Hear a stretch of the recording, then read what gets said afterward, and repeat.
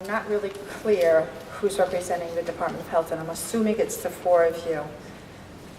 You're the attorney, right? Energy. Who? Energy. Oh, yeah. So I'm going to address the four of you.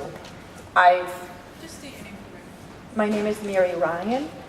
I live here in the town of Burrillville in the village of Mapleville. And I'm going to speak.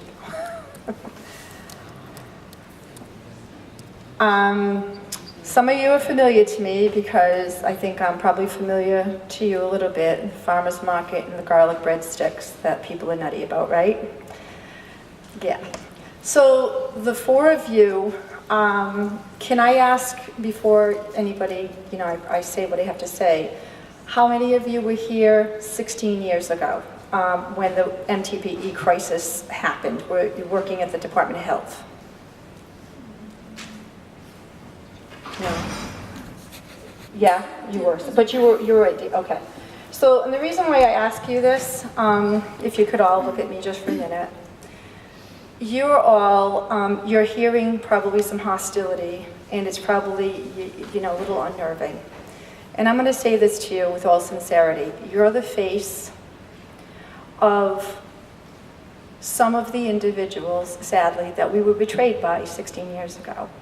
And so a lot of the stuff that you're hearing from is fear, terror, frightening, because we lived it. We're the data that, long-term EPA is going to be looking to see the diseases that happen.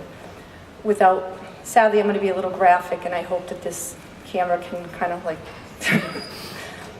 but I had a small coffee shop in Pasco, in the village of Pasco, and I lost my business as a result of the water.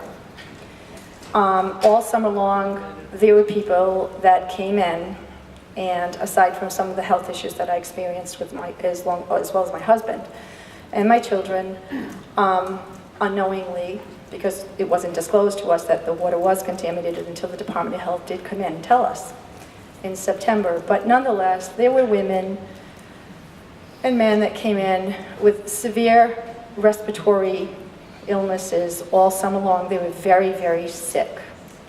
There were women, and when you're someone who has a coffee shop there, they confide in you, really intimately. And there were women who didn't know each other, men who didn't know each other, but would stop in and kind of talk. And, women were bleeding rectally, bleeding vaginally, not in a healthy way, and it was related to the water. There were people who came in with severe bronchitis. There were 10 of us that went to the court. I was instrumental in filing the petition, the injunction to shut the wells down.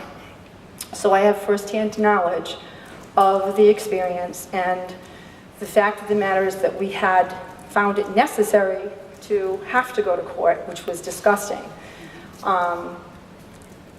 There were months that went by where nobody helped. So I lost my business, I left, but I continued to pursue because I witnessed the illnesses, and as a citizen,